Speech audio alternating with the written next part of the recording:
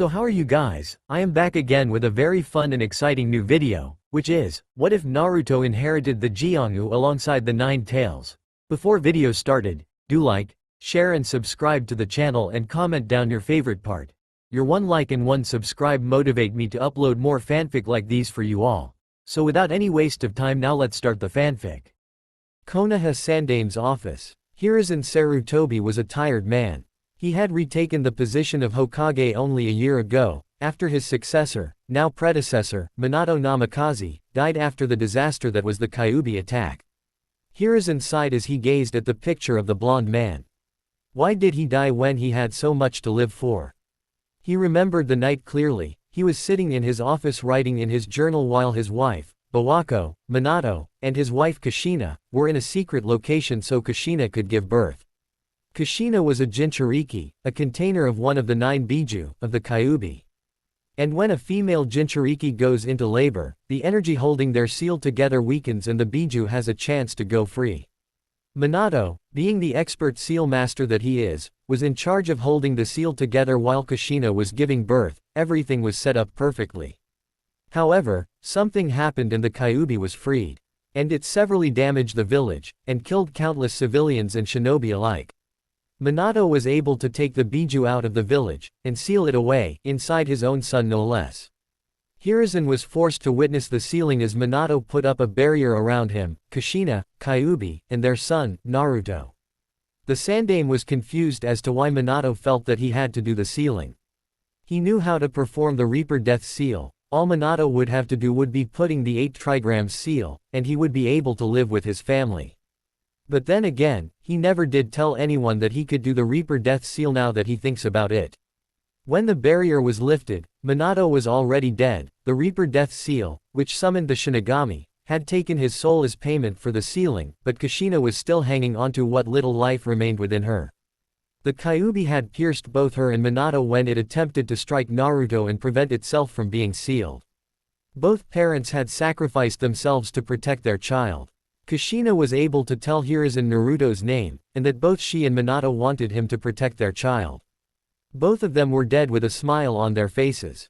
Hiruzen knew that jinchuriki were treated harshly, but because Kushina's status as one was kept a tight secret, he didn't know how harshly. The meeting that followed changed everything, for both him and Naruto. Flashback Council Chambers 1 year ago. There will be order in this room. Hiruzen yelled as the chaotic sounds threatened to make everyone deaf. Especially from the civilian side. Everyone was silent at the Sandame's voice, not to mention the annoyed glare he was sending to people he knew would cause problems. A baby Naruto was in his arms as he, somehow, slept through the noise that was the council. Sandame-sama, how can you expect us to be calm at a time like this? We've only just survived a crisis. A civilian member pointed out. I understand that you are all still nervous, Hiruzen said.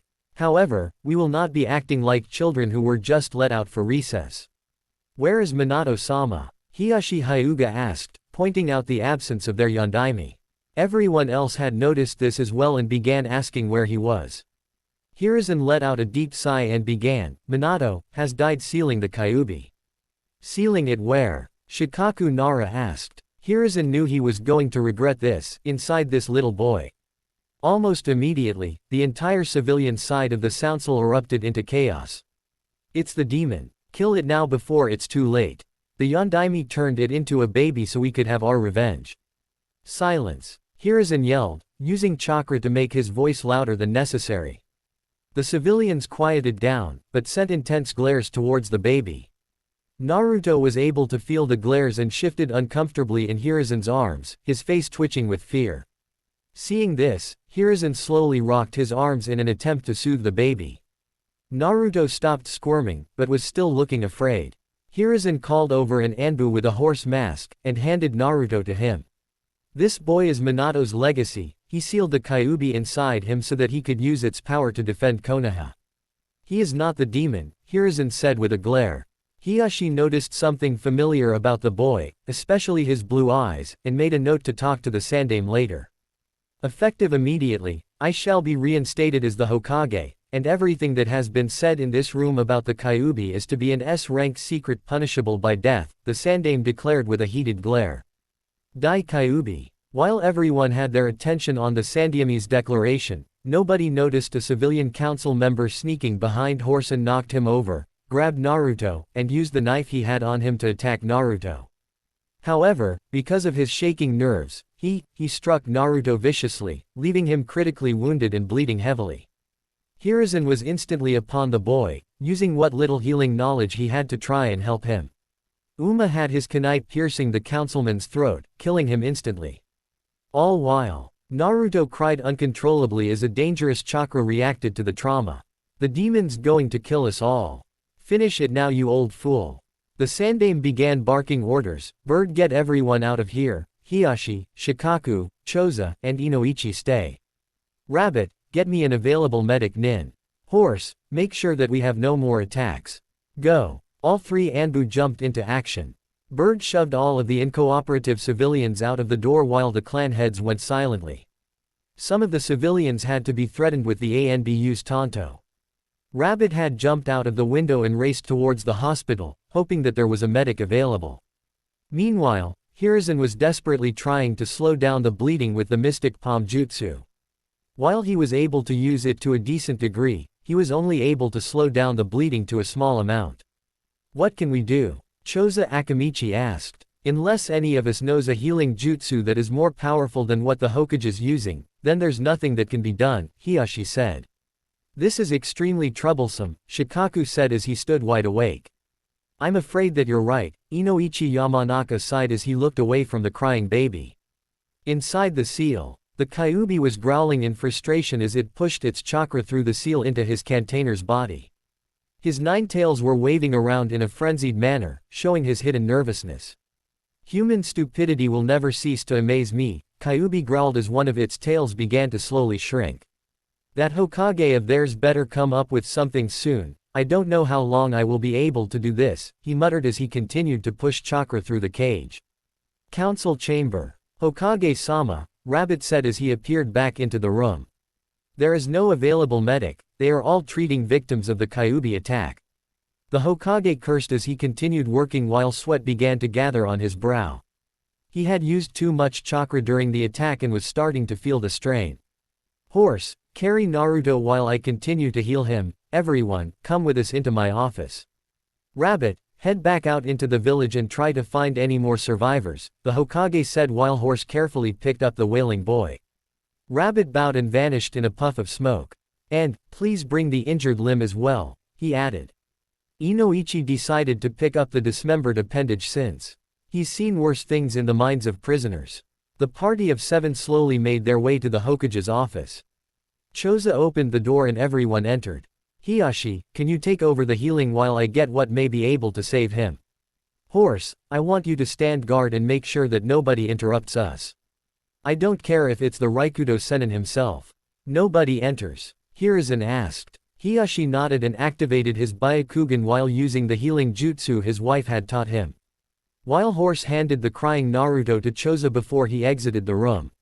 "Let's be thankful that Hitomi taught you a couple of her healing jutsus," Shikaku said as he watched the healing. Hiashi just nodded as he kept concentrating. Hiruzen walked towards the picture of the Shadaime, Hashirama Senju, and picked it off of the wall, revealing a small seal on the wall. He bit his thumb and made a few hand signs and smeared his blood on the wall. In a puff of smoke, came a medium-sized scroll. He placed the scroll on his desk and began to unravel it, searching through the scroll desperately. "Here it is," Hiruzen shouted triumphantly while spreading more of the scroll out, revealing what appeared to be a sealing formula. "What is it?" Shikaku asked as he looked at the scroll. "The only thing that may be able to save Naruto," Hiruzen said. "Bring him over here." Choza and Hiashi slowly walked over and placed Naruto on the desk. Inoichi placed his dismembered arm next to him. "What I'm going to need of all of you is that you channel your chakra through Naruto when I activate this," Hiruzen said as he beckoned everyone around the boy. Hiashi was still healing him, but the injury was starting to get worse. The clan heads and the Hokage placed their hands around the boy and began molding their chakra. "Please forgive me, Minato, but if I don't do this, Naruto will die." Hiruzen apologized in his thoughts. The Sandaime then made several hand sighs before ending on dragon and shouting, "Kinjutsu, Jiongu Transfer." The scroll began to glow, and hundreds of black tendrils erupted from the seal before they lunged towards Naruto and began to burrow their way inside his body. Everyone began to feel a drain on their chakra and saw that the tendrils were touching their hands while absorbing the chakra at a fast pace. Eventually, Hiruzen dropped down to one knee as he ran out of chakra to give. Following him was Shikaku, Inoichi, and Hiyashi. Choza was able to hang on for a little while longer before he had to pull back, his face covered in sweat. Everyone was forced to watch as Naruto was enveloped in red chakra that the tendrils were also absorbing. They were slowly turning a crimson color as the chakra was absorbed. Inside the seal, even the Kyuubi was feeling the drain on its chakra as the tendrils began to nestle in Naruto's body. All that he had left was 2 taels worth of chakra. This may be draining, but I can see the benefits that this will give the kit. Kyuubi noted as he observed the changes going through Naruto's body. It's done, but I'm going to have to sleep for a while because of this, the chakra beast mumbled as he laid his head on his paws and began to close his eyes. Before he closed his eyes, he thought, I'm interested in seeing how this will play out in the future. I've got my eye on you, kit. With that, the Kyuubi closed his eyes and entered a well-deserved rest. Outside, everyone was taking deep breaths as they tried to recover some of their chakra. They looked and saw that the tendrils had stopped moving through the boy's body, but several of them were still wiggling out of the space where he was dismembered. The strange tendrils moved rapidly, restoring Naruto's body in an unnatural but effective way. The arm began to move around as Naruto began to use it normally. He was still crying due to all that happened. What was that? Inoichi asked as he shakily got to his feet. Hiruzen used his desk to get up and said, a kinjutsu that the Shadaime stole from Taki after they tried to assassinate him. What does it do? Shikaku asked as he observed the now sleeping blonde. It turns the person using it into a host for thread-like tendrils and gives them a wide range of abilities, the Hokage explained. What kind of abilities? Shikaku inquired. The Sandaime took a deep breath before starting. It will allow Naruto to absorb the hearts of his enemies and gain their elemental affinity, plus the knowledge of whatever jutsu they might know. I'll have to look through the scroll for any more information. As if he didn't have enough of a burden already, Choza sighed as he pitied Naruto. It wasn't even 2 hours after his birth and already his life was being turned upside down. There is a question I have for you, Hokage-sama, Hiyashi started. Yes. What is it, Hiyashi? Hiruzen asked. Is this boy Minato and Kushina's child? Hiyashi asked. Hiruzen's eyes widened along with Choza's and Inoichi's. Shikaku just closed his eyes and muttered, troublesome, under his breath. The Sandaime reached under his desk and activated the privacy seals that closed off the room from anyone outside. How did you figure that out? Hiruzen asked. 2 things stood out to me, Hiyashi began. 1. I noticed that Naruto had very distinctive blonde color in his hair, and that his blue eyes were almost exactly like Minato's. And 2. I knew Minato since he was my teammate, he would never ask anyone to give up their child if he was unable to give up his own. Hiruzen sighed as he closed his eyes. Yes, Kushina told me that this was their son, just moments before she moved on. She asked me to protect him to the best of my ability. However, I can't do too much without making it look like favoritism. He could enter one of our clans. After all, we were all friends with Minato and we would want to make sure that his son would be taken care of, Choza suggested. Unfortunately, I can't allow that, the Sandaime said. Why not? Don't you want the best for Minato's son? Inoichi asked. The Sandaime sighed, feeling his age as the years began to weigh down on his body. I can't allow it because if I were to give one clan a jinchuriki, it would cause a shift in power and create a civil war over who would own Naruto. As much as I hate to admit it, he's right, even though we all want to help Naruto, we need to think about what would happen in the future, Shikaku stated. What about Kakashi? Shouldn't we tell him about who Naruto is? Hiyashi asked. No, think about it, he's already in a depression because he lost both his sensei and Kushina. If he tell him now, he'll fight tooth and nail just to claim ownership of him and practically make him a target because all of the other villages will think that the copycat ninja is training an apprentice, Shikaku said. When will he be told? Choza asked. After he gets out of his depression, he'll be able to handle the situation better when he has a clear head, the Sandaime said. What can we do to help Naruto then? I don't want him to have to go through life without someone to properly help him. You know that those civilians won't keep quiet with the news that he's the Jinchuriki, Inoichi said. Hiruzen put his hand to his chin and said, you three have children, correct? The Ino-Shika-cho trio nodded, and your wife is expecting in 2 months, right? Hiyashi nodded his head. Then you can push your children to become his friends. Kami knows that he'll need plenty of close friends throughout his life. All men nodded in agreement. Now I believe it's time we return for the night. Hiyashi, could you send Hitomi to me tomorrow? I would like a woman's opinion on how Naruto should be cared for since I'll be taking care of him until the orphanage is repaired, Hiruzen said. Would you like me to tell her about what happened tonight? Hiyashi asked. The Sandaime shook his head and said, I'll take on that task. You all need your rest if you want to lead your clans through this crisis. I trust that you all know not to speak about the events that happened in this office. The only reason I'm trusting you with this information is because you were all Minato's closest friends. No Hokage-sama, all 4 men said. The Hokage then lifted the privacy seals and dismissed the men before he wrapped Naruto in a cloth and held him in his arms, slowly rocking him to sleep. Flashback end. The Sandaime shook his head to get out of his remembering. He looked at the time and saw that it was almost 2 o'clock.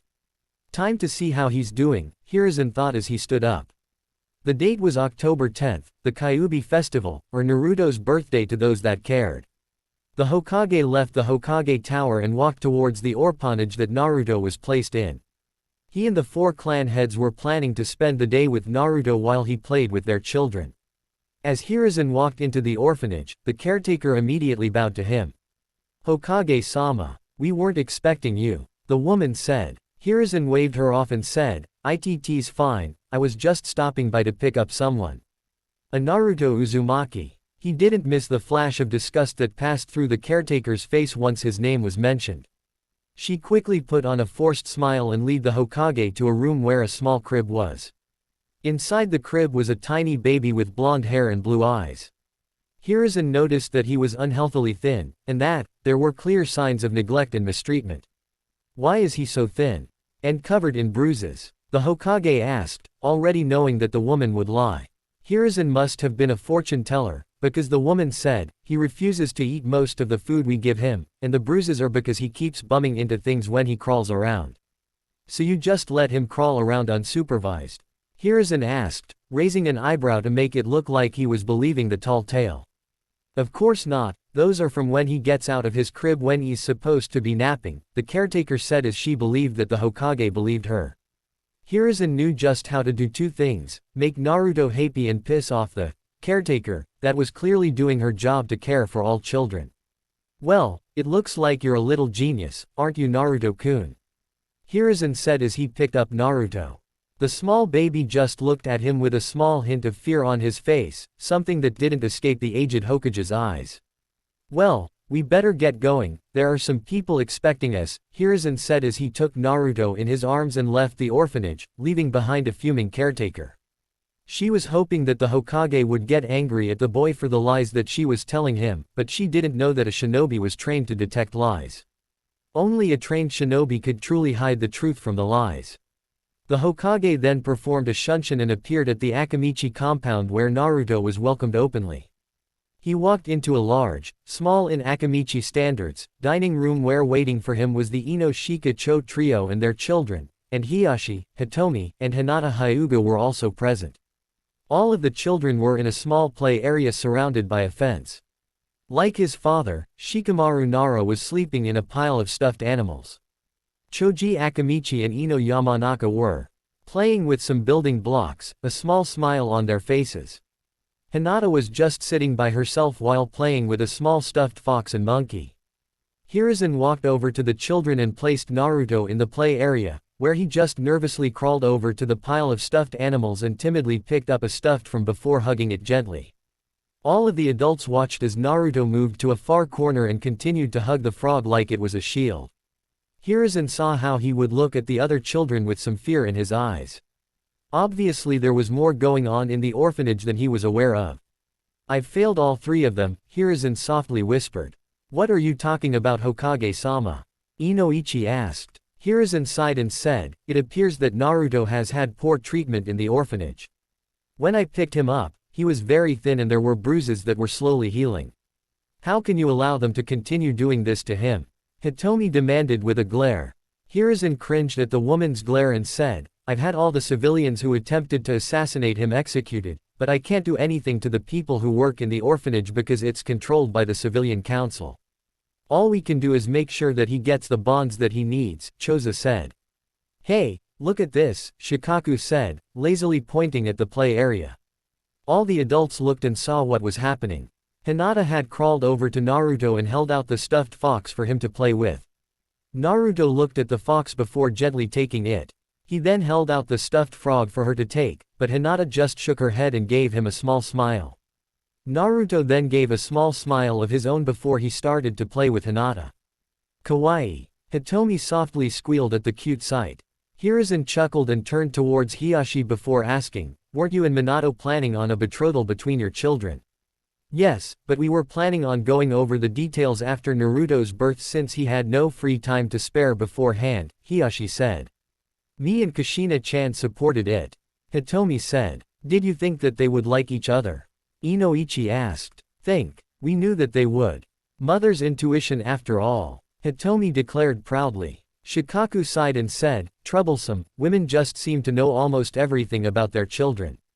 Well, they did give birth to them, Choza pointed out. Has there been any changes with his Jiongu? Hiyashi asked. Hiruzen shook his head and said, the stitching is still there, and some of the threads will wiggle out of his skin every once in a while, but there has been nothing else. Why doesn't the stitching go away? Hitomi asked. It stays there because the Jiongu allows the user to extend their limbs where they are stitched together, Hiruzen explained. When do you plan on telling him about it? Or the Kyuubi? Inoichi asked. I think I'll tell him about Jiongu when he's either 4 or 5. Of course, I'll have to come up with a cover story. He'll learn about the fox and the real reason he got Jiongu when he's a genin, Hiruzen said. That seems like a good idea, Shikaku said. Most clan children start training around that age, so he'll be just like them. And he'll probably be mature enough to handle the knowledge that he's a jinchuriki when he's a genin. But, what if someone tells him about the Kyuubi beforehand? We'll cross that bridge if it comes to that, Choza said. Choza's right, we shouldn't worry about that right now. We should be celebrating Naruto's birthday, Hiruzen said. You know, speaking of telling people things, what are we going to do about Kakashi? Inoichi asked. He's still in depression, and it seems like he's taken a part of his lost team and made them as his own hobbies, Hitomi told him. Obito's chronic lateness and Sharingan, Choza said. Rin's concern for teammates, Shikaku said. Though he's not as worrisome as she was. And Minato's love for Jiraiya's books, though he only reads the smut while Minato just read his adventure story, Hiruzen said. Inside he was crying, I can't believe I had to call his holy work smut. Inoichi sighed and muttered, at this rate, he'll never know about Naruto's heritage. Not unless we stick Naruto next to a picture of his father, Hitomi said. I believe it's time we bring out the food, Choza said as he clapped his hands. Several servants came out with dishes in their hands. They set the table for all of the adults and children. All of the adults picked up their children from the play area and placed them next to them. Naruto was sitting next to Hiruzen and stared at the food hungrily. I was right, Hiruzen muttered as he saw how hungry Naruto was. Grr, Choza, Inoichi scolded. It wasn't me. The Akamichi head protested. Hitomi began to giggle behind her hand while Hiyashi was fighting a smirk that was forming on his face. Something you'd like to share, Hitomi? Shikaku asked. That was Hinata's stomach. Hitomi laughed. A few moments later, everyone was laughing at that little piece of information, though Hiyashi was just chuckling. Now that I think about it, Inoichi began, it's a good thing Minato was your teammate Hiyashi. How so? The Hyuuga head asked. Back when we were in the academy, you were as cold as your father was. When you trained with Minato, you began to open up more, not to mention you were starting to smile instead of just giving everyone either a cold glare or an arrogant smirk, Inoichi explained. Hiyashi sighed and said, I still have to act like a cold bastard with a stick up my ass around the Hyuuga elders so they think I'm still the Hyuuga image of perfection, instead of how I am now. You must be an amazing actor then, Hiruzen said. Well, Jiraiya-sensei did make me the inside man when we would perform an infiltration mission, Hiyashi explained. Minato-kun was a horrible actor, Hitomi remarked. Everyone nodded in agreement. Hiruzen looked down at his plate and saw that Naruto was practically inhaling whatever food he could reach. Choza, I think there's someone who could eat more than an Akimichi, Hiruzen said. Choza looked over and saw that Naruto was eating at a fast pace. Oh hell no. I'm not losing my title of biggest eater to a baby of all things. With that, Choza began to eat whatever food he could grab. Hitomi had to smack his hand away when he tried to grab a portion of Hinata's. After several minutes of watching the two, Naruto was eventually defeated by the round man. The small blonde yawned before he fell asleep in his chair. Oh Kami, he's going to eat everyone out of house and home. Hitomi cried. Please, just wait until he's introduced to ramen, then we can worry, Shikaku pointed out. It's a cursed Uzumaki gene to love ramen, Hiruzen said. It also doesn't help that Minato was a ramen addict himself. So throughout the night, all of the adults talked about Minato and how they expected Naruto to be just like him. Inoichi pointed out that the Uzumaki personality would always be the dominant thing in his life, making them shiver at the pranks he would perform in the future. They just hoped that they wouldn't be targets of any of them, though Hiashi said he wouldn't mind if he targeted the Hyuuga elders for any of them. Later into the evening, Hiruzen received a message from a small green frog with violet markings. Ah, news from Jiraiya, Hiruzen announced. He said that he's convinced Tsunade to come back to Konoha. But it will take them about 7 months because they are on the far side of Yuki and the boats are in need of repairs. Tsunade-sensei is coming back. Hitomi asked, surprised. How did you convince her? Shikaku asked. I had Jiraiya tell her about Naruto, and I decided to allow her idea of there being a medic nin on each team with her running the training program, Hiruzen said. When did you send Jiraiya after her? Choza asked. It was a month after Naruto was born. He had heard about the attack and raced all the way here from Iwa. He made it here in 2 days.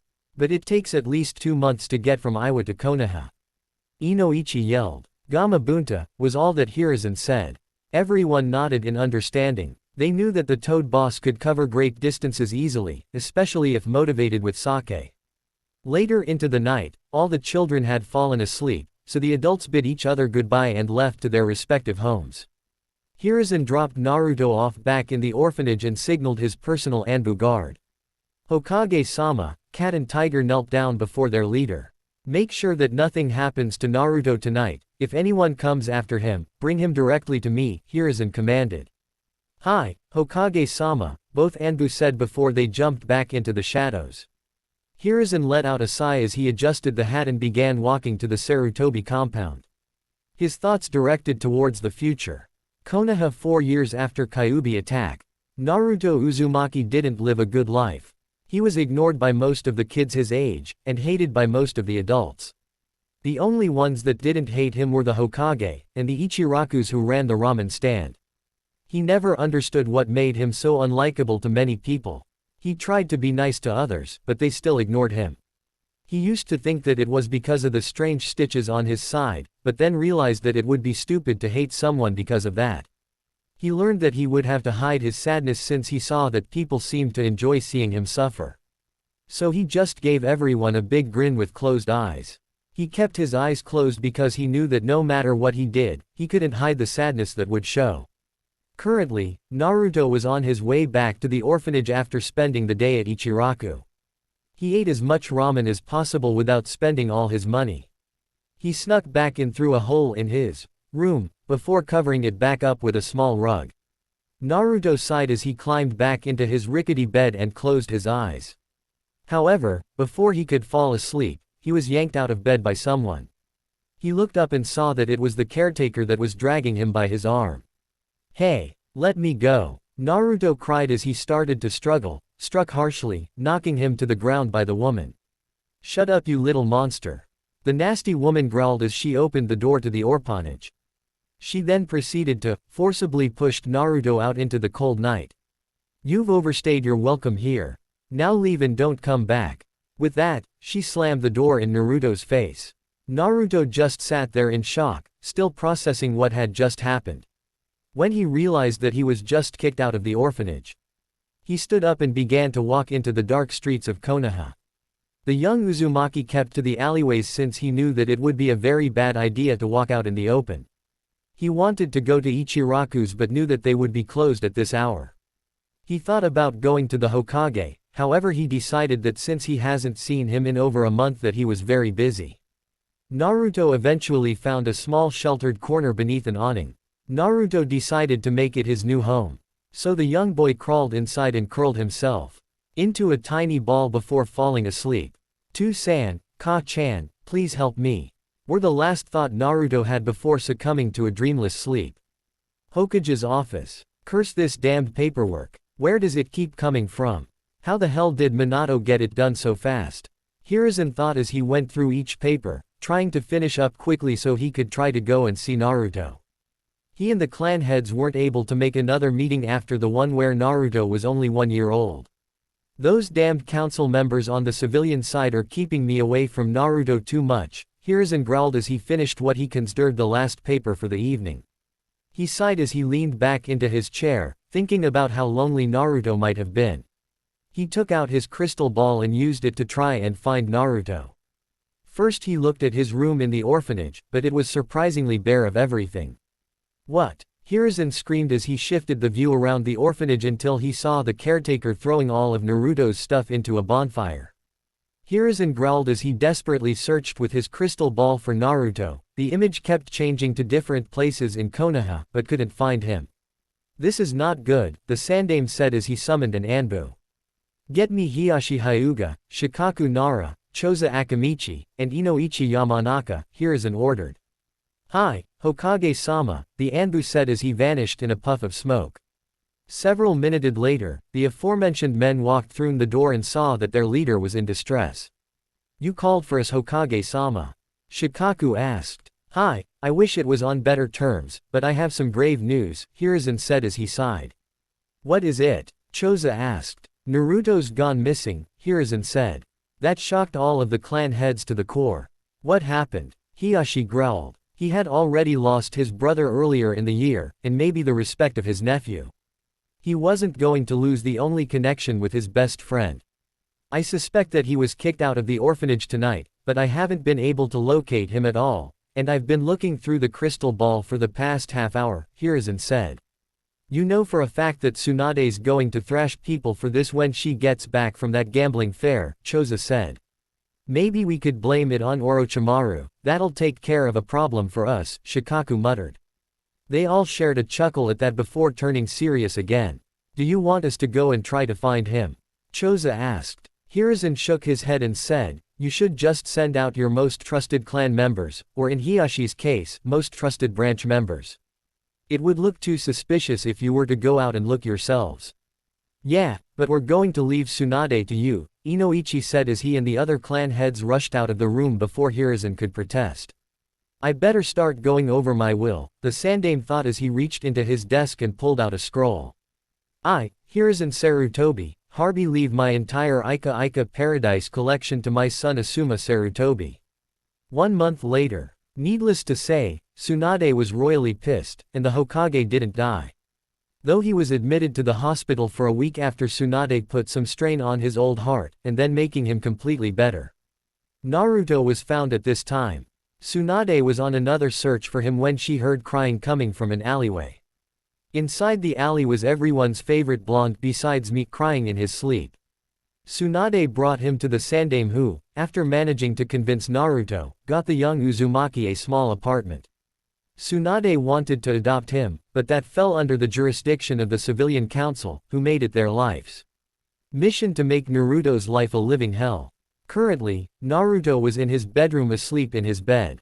His life had gotten somewhat better when the Hokage got him his apartment.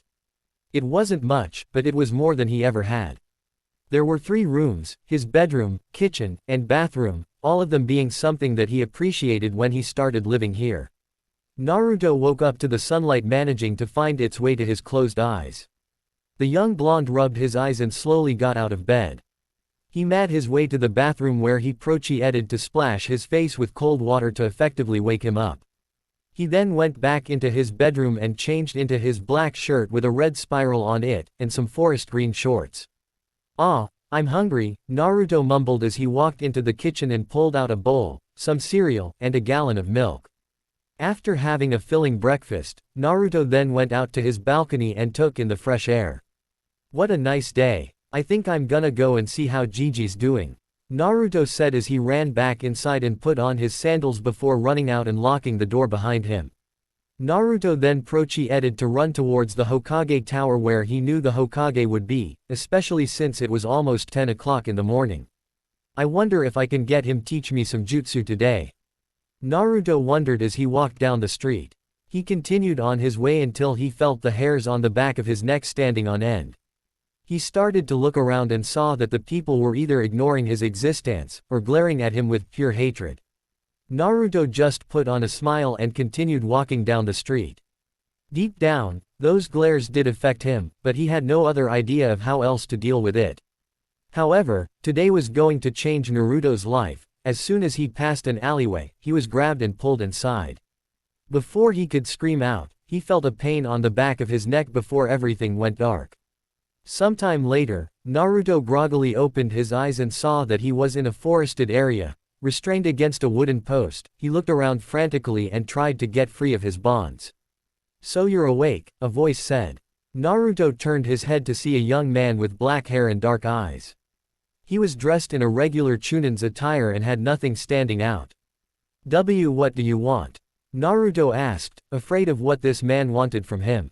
"I want my revenge. You killed a lot of my friends and I'm gonna avenge them," the Chunin said as he stalked forward, kunai in hand. But I didn't kill anybody," Naruto protested as he struggled harder. "Yes you did, you demon," the Chunin shouted, losing all of his composure. "You crushed hundreds of people with your paws and ate the remains. You almost destroyed the village and its people. I'm going to make sure that you never get the chance to do it again." "No. Please. I'm sorry," Naruto cried as he struggled harder, starting to get extremely desperate. The Chunin wore a malicious grin on his face as he raised his weapon, preparing to strike. Naruto closed his eyes tightly and felt a strange sensation in his right shoulder. He felt it rip apart painlessly and felt like a part of him was darting forward. He heard a gasp of pain and surprise before he opened his eyes and saw something that shocked him to the core. The Chunin was standing over him with the kunai raised, but that wasn't what shocked him. Coming out of the Chunin's chest were several crimson tendrils that were squiggling around. Naruto looked and saw that they were coming from where his shoulder was ripped off. The stitching was missing and his shoulder was about a foot away from where the rest of his arm was. "Demon," the Chunin gasped as the tendrils started to move within him. Naruto stared in shock as the tendrils tore through the Chunin, ending his life instantly. The Chunin then fell to the floor dead, but Naruto didn't know that yet. The object was then pulled into Naruto where his arm came back to the rest of his body. Naruto screamed in shock as the reality of what happened overwhelmed him, as the weight of what had happened finally settled into his mind. He let loose a chakra pulse that covered the whole village. Hokage's office. "You should really make some law about Jiraiya's peeping habits," a blonde-haired woman with a green coat and gray clothing said. She had her hair in two pigtails and had her arms crossed underneath her impressive bust. She gave an annoyed stare into the Sandame's eyes with her honey-colored ones. Would love to Tsunade, but Jiraiya's books make a lot of money. Money that he uses to supply his spy network and himself. He also sends whatever he can spare to Konoha to help with our economy," Hiruzen said as he sighed. Tsunade huffed and said, "Why couldn't he have just stick to writing adventure stories? That first one was good even if it wasn't a bestseller." Before Hiruzen could reply, the chakra pulse reached his office. Both his and Tsunade's eyes widened as they recognized who the chakra belonged to. "Weasel, Mantis," the Sandame called out. Two Anbu in the aforementioned masks appeared before their Hokage and waited for his orders. "Follow us and make sure that there are no interruptions," Hiruzen ordered as he jumped out of his seat and leapt out the window, Tsunade following him in a heartbeat.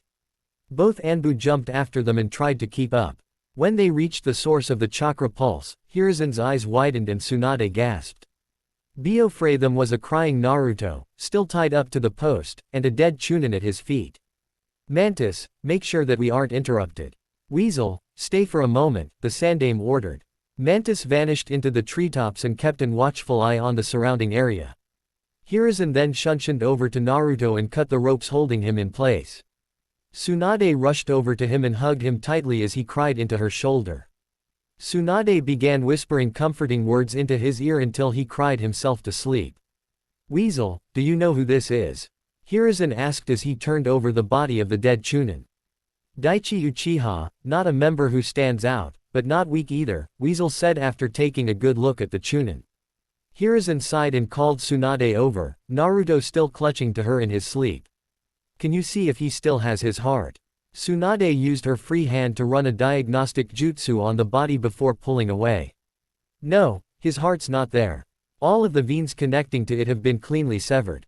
Now I want you to check Naruto, I think that his Jiongu has activated, Hiruzen said. Tsunade nodded and started to check Naruto. After a couple minutes, she stopped the jutsu and faced the Sandaime.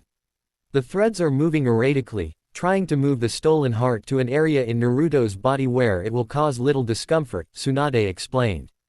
The Sandaime sighed and said, bring him back to my office. Weasel, you go and summon Hinata Hyuuga and Inoichi Yamanaka to my office. Mantis, the Anbu appeared before him, if anyone asks about what happened, tell them that a new way to dispel genjutsu was being tested out before it went out. Speak nothing about what really happened here. The Anbu nodded before they disappeared again. The remaining 2 conscious people then left for the Hokage's office. After 5 minutes of waiting, Hiashi and Inoichi walked in with Weasel behind them. Weasel shut the door just as Hiruzen activated the privacy seals. Upon seeing Naruto clutching to Tsunade, Hiashi asked, what happened? Daichi Uchiha attempted to kill Naruto after abducting him. Hiruzen started before both clan heads let out a blast of ki. Where is the bastard? He'll be brain dead when I'm through with him. Inoichi yelled. Hiruzen shook his head and said, he's dead. Naruto's Jiongu activated and stole his still beating heart. Hiashi was confused, wouldn't his Sharingan warn him of any attack? I suspect that he didn't have it activated. Daichi only used his Sharingan on foes who he considered worthy, Weasel explained. A stroke of luck then, Hiashi said. I suppose that Naruto is in shock because he saw the heart being stolen. Inoichi asked. Hiruzen nodded and said, yes, I want you to enter his mind and try to help him get over it. He should never have to go through this at such a young age. Inoichi nodded and made a few hand seals before placing his hand on Naruto's forehead and closing his eyes. Naruto's mindscape. Inoichi opened his eyes and saw that he was standing in what appeared to be a dimly lit sewer. This isn't as bad as I thought it would be, the Yamanaka head thought as he looked around. The appearance of Naruto's mind was a little disturbing to him though since it reflected how Naruto felt. His own mind was a nice and peaceful forest, and his daughter Ino's was a field of flowers. Naruto's mind only showed that he was lonely and depressed. Inoichi then decided to walk deeper into Naruto's mind in order to find him.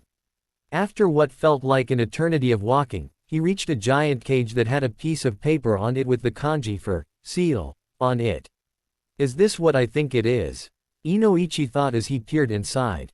He was met with a giant red eye that lazily stared at him. You're not my jailer, a booming voice said as Inoichi realized what he was seeing. Kyuubi, Inoichi gasped as he saw the biju fully illuminated behind the cage. The only thing that confused him was the fact that he only had 5 tails and what appeared to be the stump of a 6th. I know what you're wondering, what happened to my tails, right? Kyuubi asked, to which Inoichi just dumbly nodded. Remember the night I attacked? When your Hokage used that kinjutsu to save the boy, it drew upon my chakra when you and your allies ran out. Let me tell you, I was left with 2 tails worth of chakra. Why are you being so civil with me? Inoichi asked. Kyuubi snorted and said, because right now, you're the only one who can make sure that my jailer doesn't become a brain-dead idiot. If you want to find him, he's down that hallway. Kyuubi pointed a claw in the direction Naruto's consciousness had retreated to. Thank you, Inoichi said as he began walking down the hallway. The Kyuubi said nothing as he watched the Yamanaka go to help his jinchuriki. Inoichi walked down the white hallway until he reached a door. Seeing that it was the only way to go, he opened the door and was blinded by a bright light. When he opened his eyes, he saw that he was at one of the training grounds. This must be where Naruto was taken to before, Inoichi mused as he walked and saw the events that happened when Naruto was abducted. Inoichi was then blinded by a bright light before he saw that the events were repeating themselves over and over again. Having enough of this, the Yamanaka head walked towards Naruto and cut the ropes holding him in place, stopping the memory. Who are you? Naruto asked, shivering in fear. Inoichi, seeing how frightened he was, knelt down in front of him and gave him a friendly smile. My name is Inoichi Yamanaka, and I came into your mind to help you. Me. Naruto was confused, this stranger wanted to help him. Most strangers just hated him for no reason at all. Yes, I understand that you are feeling very scared right now, Inoichi said. IIKK killed someone, Naruto said as he began shaking again. Inoichi sighed and said, yes you did, and you're never going to get over it. But you have to understand, if you didn't defend yourself, you would have been either seriously hurt or dead. Naruto stared at him in shock as he continued, people never get over their first kill, but you have to find a way to move on. People make hobbies to try and do it. A person I know is always late to any meeting, do you know why? Naruto shook his head. Because that's how he copes with his problems. I think I understand what you're saying, Naruto said. Inoichi smiled and said, good, now how about we go back to the real world? The Hokage is very worried about you. And I know you have some questions for him. Naruto nodded and Inoichi placed his hand on his forehead and both of them closed their eyes. Sandame's office. Both of the male blondes opened their eyes to see that they were back in the Hokage's office. Naruto looked and saw Hiruzen speaking with the blonde woman that found him when he was alone, a person with white eyes, and a teenager in a mask. We're gone for 5 minutes and you forget about us already? Inoichi asked as he gained the attention of everyone in the room. Naruto-kun. Hiruzen shouted as he appeared next to his surrogate grandson. Hi Gigi. Naruto said as he gave the old man a hug. He then released the Hokage and saw that the blonde woman before she scooped him up in a bone-crushing hug. You're alright. The woman cried as she continued to smother Naruto. Breathing. Naruto gasped out as his face turned blue. The woman realized that she was choking him and quickly let go. Naruto took a deep breath and got his breathing back under control. Hi pretty lady. I'm sorry I don't know your name, Naruto said. Tsunade chuckled and said, my name's Tsunade, don't you remember me? I was the one who found you when you were living in the alleyway. Naruto scrunched up his face in thought for a moment before saying, I think I remember you, you look familiar. Thank you for helping me get a home. Naruto, Hiruzen started, do you want to talk about what happened earlier? Hearing this, Naruto's face fell, yeah, what were those things coming out of my arm? Hiruzen sighed and said, to explain it clearly, I would have to talk about the day of your birth. We had just survived the Kyuubi attack and were recovering. We had discovered an enemy spy who was attempting to leave Konoha with the information that we were at our weakest. We had him on the run before he picked you up from one of my shinobi who was taking you to the hospital and used you as a hostage. We had confronted him and made a deal, you would be released and the ninja would go free. However, he had sliced you where your stitching was before dropping you and attempting to flee, but an Anbu was able to kill him. In order to save you, I was forced to use a kinjutsu that the Shadaime stole from Takigakure. They attempted to assassinate him. What kind of jutsu? Naruto asked. It's known as Jiongu, it makes you the host of thread-like tendrils and gives you a wide range of powerful abilities, Hiruzen said. So when I become a ninja, I'll be a super ninja? Naruto asked, sparkles in his eyes. Everyone, except Weasel, chuckled at his statement. Hiruzen said, well, you'll be a strong ninja. Just think of yourself as someone who holds a unique Kekkei Genkei. So what can I do with Jin, whatever it's called? Naruto asked. It's called Jiongu. Jiongu. And you can do whatever you want with the tendrils since they respond to either your will, or they can act automatically. When you're in danger, Hiruzen said. Wow. Can it do anything else? Naruto was bouncing on his feet now.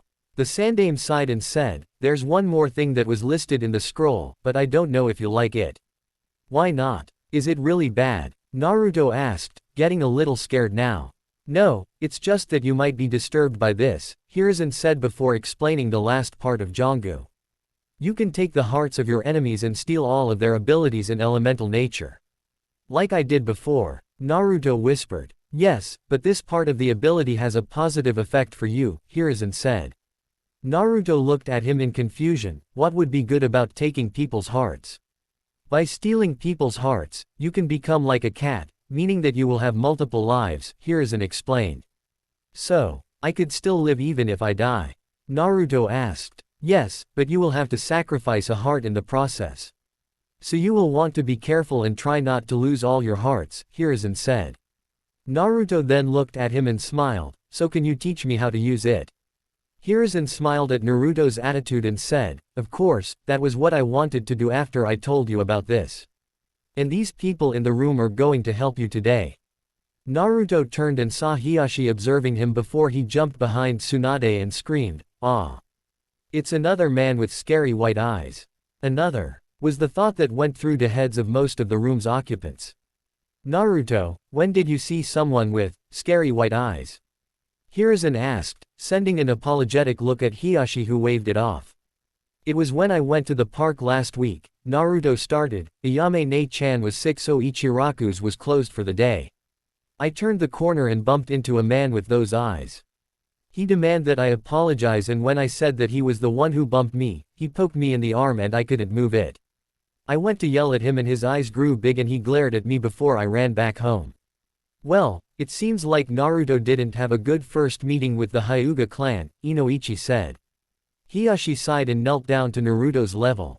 I hold no ill will against you, Uzumaki-san. I can understand that members of my clan can be difficult at times. I will take care of the issue when I find out who it was that attacked you. Naruto stared at Hiashi for a moment before saying, okay. But I have a question, how are you going to help me with my Jiongu? My clan possesses a Kekkei Genkai called the Byakugan. It allows us to see a person's chakra network and it lets us see far away and through objects, Hiashi explained. What about him? Naruto asked, pointing at Weasel. You may remove your mask, the Sandaime said. Weasel reached up and took his mask off, revealing himself for the group. He had dark eyes like Daichi and had lines running down the bridge of his nose. This is Itachi Uchiha, a prodigy of the Uchiha clan, Hiruzen said. So he's going to use his Sharingan? Tsunade asked. What's that? Naruto asked as he listened. Hiruzen turned to the young blonde and said, the Sharingan, like the Byakugan, is a Kekkei Genkai that is associated with the eyes. It allows the user to see chakra, cast powerful genjutsus, and predict someone's movements. A more noticeable feature of the Sharingan is that it can copy any ninjutsu it sees, as long as it isn't associated with anyone else's Kekkei Genkai. That sounds almost as cool as Jiongu. Naruto said. Almost. Itachi raised an eyebrow at this. Well, if I took the heart of someone who had just you that you can't copy, that would make me better than you, right? Naruto asked. Everyone was shocked. He had figured out the one thing that he could do that the Sharingan couldn't. Itachi chuckled and said, yes, that would make you better than me. Now let's get started. Naruto, come here, Hiruzen said, beckoning Naruto to him. Naruto jogged over and stood before the Hokage. First, we're going to have you access your chakra. Hiruzen started as Hiashi and Itachi activated their Byakugan Sharingan to observe the blonde jinchuriki. How do I do that? Naruto asked. Hiruzen thought of the best way to word it for the boy. Do you feel a warm feeling in your gut? Naruto nodded. You need to try to grab that feeling and pull it to the surface. Try to make it flow through you. It becomes easier if you put your hands into this seal. He showed Naruto the ram seal. After correcting his mistakes in making the seal, Naruto attempted to draw out his chakra. He felt that warm feeling like the Hokage said and tried to pull it to the surface. The problem was that because he was a jinchuriki, he had far more chakra than a normal person his age, so it was like pulling a boulder out of a hole meant for a pebble. Come out already. Naruto growled as he pulled harder. Surprisingly, that thought somehow made Naruto able to drag his chakra to the surface. When he finally got it out, Hiashi and Itachi had to turn off their dujutsu because they weren't expecting there to be so much chakra. What's wrong? Tsunade asked as she saw both males rub their eyes. I wasn't expecting so much chakra. It merely disoriented me for a moment, Hiashi said.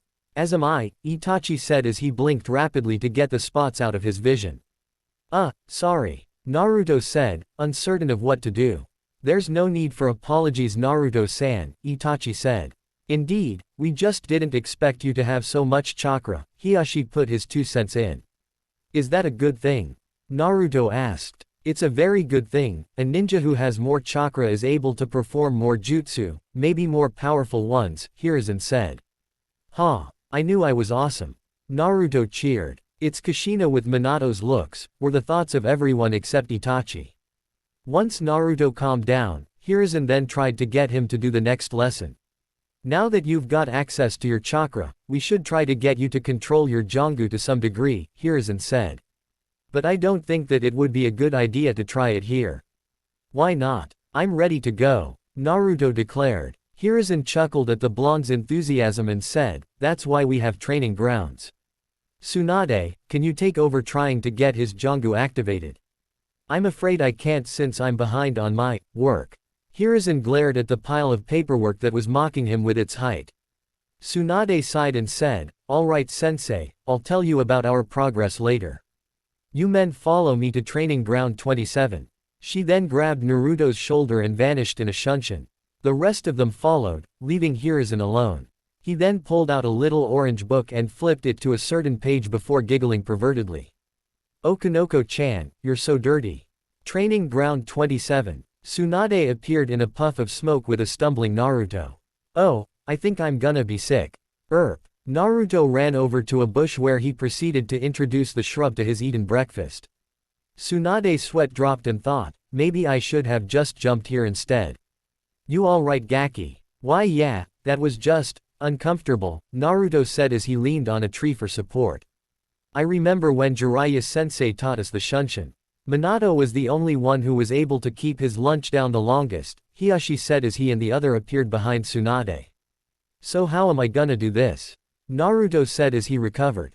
Well, Tsunade started as she pulled out a small scroll, opened it, and began to read from it. First you have to gain control of the tendrils that are in your body. So just close your eyes and try to feel them as they move throughout you.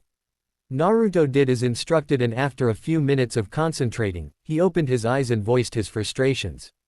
I can't feel anything. It's just not there, Naruto complained. Try fluctuating your chakra, Itachi said as he activated his Sharingan. Naruto just gave him a funny look, not understanding what he wanted him to do. Itachi, realizing his mistake, said, what I want you to do is, make your chakra move around wildly to try and get a reaction out of the Jiongu. Naruto nodded his head and closed his eyes. This time he made his chakra move around in an erratic manner before he felt it start to move to his right forearm. His arm then felt a little numb and heard a few gasps. He opened his eyes to see that several tendrils were moving in and out of his forearm without leaving any sort of mark that they had emerged when they went back in.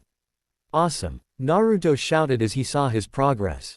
I didn't expect him to do it so quickly, Inoichi said. He's just like Minato, able to get the gist of any technique in only a few tries, Hiyashi thought as he watched Naruto make his tendrils dance through the air, making shapes or animals. I think I've got the hang of this, Naruto said. Well, you can use what sensei wrote down as the basic control, Tsunade said as she read the scroll. When you have a better control over it and are a little older, you can start on some of the complicated stuff. Ah, I want to work on it now, Naruto whined. Yet, he's got Kushina's attitude. Always wanting to do the hard stuff right away, Hiyashi thought, silently chuckling to himself. I think that you've done enough work for today, now how about I treat you to some ramen? Tsunade said the magic words. Ramen, Naruto yelled as he clung to Tsunade's leg. To Ichiraku's. Alright, just get off, Tsunade yelled. Konoha 5 years after Kyuubi attack. Naruto sighed as he leaned against the tree he was using as a target. The bark was littered with slash marks and punctures, like a bunch of other trees that were in the area. He was working hard mastering his Jiongu and making new ways to fight with it. He had made a bunch of new attacks to use, especially with his new ability. He remembered when the Hokage helped him learn this new part of the Jiongu. Flashback 3 months ago. Ah, Naruto-kun, I was expecting you, Hiruzen said as he saw the blonde walk inside. You were? Naruto asked as he entered. Hiruzen smiled and said, yes, I was wondering if you would like to learn another ability of the Jiongu. Don't you know me by now, Gigi? Of course I want to learn a new ability. Naruto shouted as he practically bounced off the walls. Hiruzen chuckled and said, excellent, we'll leave for my personal training area in a few minutes. Why? Why don't we just go now? Naruto asked. I've been signing a lot of papers today and my hands are a little numb. I would like to have some feeling in them before we start training, Hiruzen said as he glared at the pile of finished paperwork. Okay, there was something I had to tell you anyway, Naruto said as he took a seat. What is it? Hiruzen asked. Naruto pulled back the sleeve of his right arm and showed the sandaime that there was stitching in the middle of his forearm. What happened? Hiruzen asked, thinking that Naruto was attacked. Naruto rubbed the back of his head and explained, well, I was thinking about the abilities of my Jiongu and remembered that I could extend my limbs at the stitching. So I was thinking that it would be really cool if I could shoot my arm out at someone.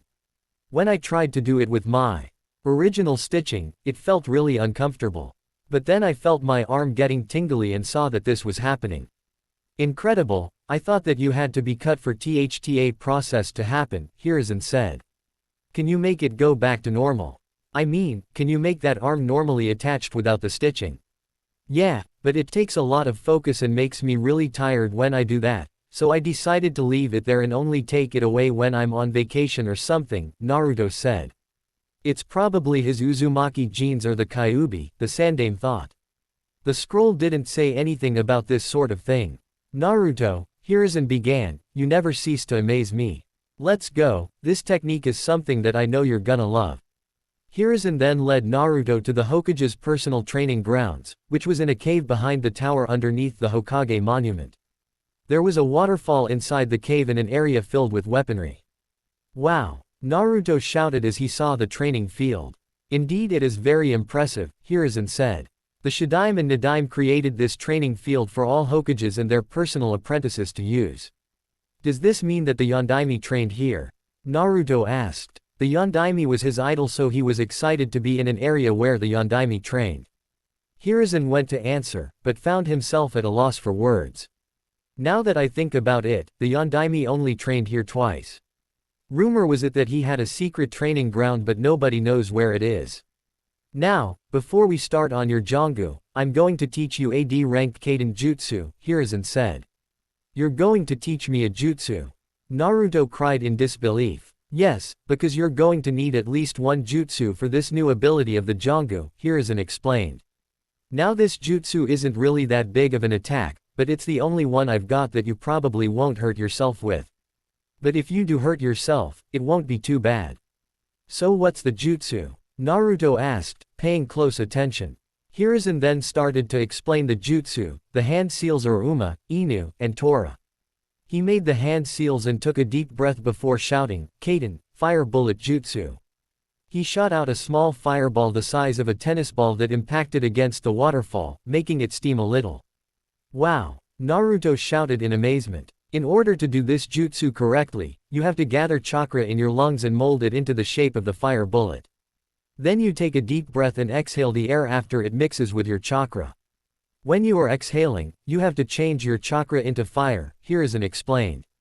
Okay. Naruto cried as he made the hand seals and took in a deep breath. After mixing his chakra, he exhaled while shouting, Kaden, fire bullet jutsu. But instead of a fireball coming out, he coughed out a cloud of smoke. Hiruzen just laughed as Naruto ran over to the small lake and began to take big gulps of water.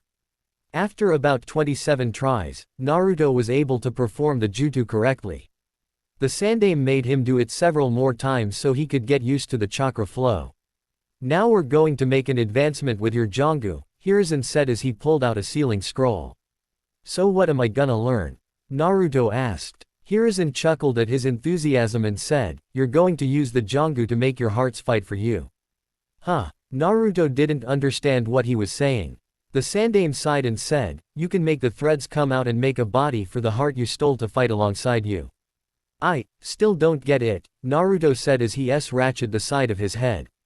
Hiruzen then tried to explain it though another approach, pull off your arm and have a bunch of threads come out.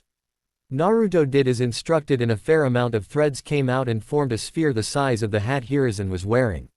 Now, can you feel your second heart? Naruto nodded. Try to move it into that sphere. Naruto closed his eyes and concentrated. He felt the heart within his body and willed the threads to move it. He could feel the heart as it went up his arm and towards where his arm detached. Naruto opened his eyes and saw the heart, still covered in crimson threads, as it was absorbed by the sphere. The sphere then shuddered as he began to detach from Naruto and it fell to the floor in a quivering mess. Did I do something wrong? Naruto asked as he started to worry. No, what you need to do now is place your hand on the threads and make the heart go into a mask. After I place it on the threads, I'll explain afterwards, Hiruzen said. Naruto nodded and waited for the Hokage to pull out the mask. The Sandaime opened the scroll and pushed some chakra into it, making a mask pop out. It was a fox mask with red markings on it. The mask also had a movable jaw. Was filled with sharp teeth. Hiruzen placed the mask on the mass of threads and Naruto placed his hand next to it. Naruto directed the heart to go into the mask, and removed his hand once he felt that the process was done. Now you should have the threads take the shape of whatever animal you want, Hiruzen said. Though, you should have it take the shape of a fox since that's the mask we put on it. Naruto nodded again and focused. The threads began to squirm around before they started to take shape. After a few moments, standing before them was a mass of crimson threads in the shape of a nine-tailed fox. It had rabbit-like ears that were curved, and the fox mask that was placed on it moments before. Wow, I didn't know I could do that. Naruto exclaimed as he watched the construct as it stood there like a statue. It's a special ability that the Jiongu is capable of, Hiruzen began. You can animate the threads that your stolen hearts reside in so they can assist you in battle. However, it can only use the element of the heart that is inside it. This just makes me even more awesome. Naruto shouted as he ran around his new construct. Though I have to ask, why make it look like the Kyuubi? Hiruzen asked, getting a little nervous. Simple, I want it to look scary. That way my enemies will be too busy being afraid and I'll be able to beat them up. Naruto told him. Hiruzen sighed, he should have known that that was the reason. End flashback. Naruto had learned to perform his jutsu though it was very hard to do. He failed at it many times until he was able to get the jutsu to work correctly. He currently had the mask stitched to his mask by a long line that went across the upper portion of his back towards his right shoulder. Of course, he was forced to go through a small wardrobe change because of his new additions. Thankfully, Hiruzen had his personal tailor make the clothes for the blonde. He was now wearing a specially made vest that left his back bare so his masked creature could get out faster. It was black with a red swirl on his chest and dark orange flames on the bottom of the vest. To cover up his mask and stitching, he wore a black trenchcoat that had a belt tied at the waist. He was wearing black ninja pants with ambush shin guards attached to them. On his feet were his blue sandals. Naruto decided to take a walk through the forest and enjoy the relaxing breeze. As Naruto walked through the forest he could see the shapes of some people that were in the distance. As he crept closer, he could hear what they were saying. So you're a member of the Hyuuga clan. A male voice said. Naruto got closer and saw 3 boys about 2 years older than him surrounding a little girl that was his age. He couldn't get a good view of her, but she appeared to have dark blue hair and was dressed in some formal robes. Why yes I am, a soft, timid voice, probably the girl's, replied. Oh, do you gonna think that we're not worthy of your attention? A second male asked. No, I didn't say that, the girl trailed off. Hey guys, let's show her that we're better than her stuck-up clan. The first male's voice suggested. Yeah, the other 2 agreed. The next thing Naruto knew, they were pushing the small girl around. Stop it, the girl cried. But alas, her piece fell on deaf ears. That's enough, Naruto said as he stepped into the clearing. The boys stopped harassing the girl and let her fall to the floor. She looked up to see her savior, but Naruto wasn't looking at her yet. He would do so when he was sure that these bullies were going to leave. Hey, this is the kid my parents said to stay away from, the third bully said. Yeah, mine said that he was a demon in disguise, the first one whispered. Demon? But he looks like a regular person, the girl thought as she stared at Naruto. If you have to pick on someone younger than you, then you were really pathetic, Naruto said. This angered the boys and the leader stepped forward. Come on guys, there's one of him and 3 of us, we can take him. Yeah, you're right. The 3 of them then charged Naruto. Naruto sighed and said, just because there's more of you, it doesn't mean that you'll win. Then he got to work cleaning up the garbage. He grabbed the fist of the first bully that came flying towards him and threw him over his shoulder. He sidestepped the second bully and tripped him before he ducked under the third one's punch and elbowed him in the gut, making him double over in pain. "You're outclassed, get out of here," Naruto said as he glared at them.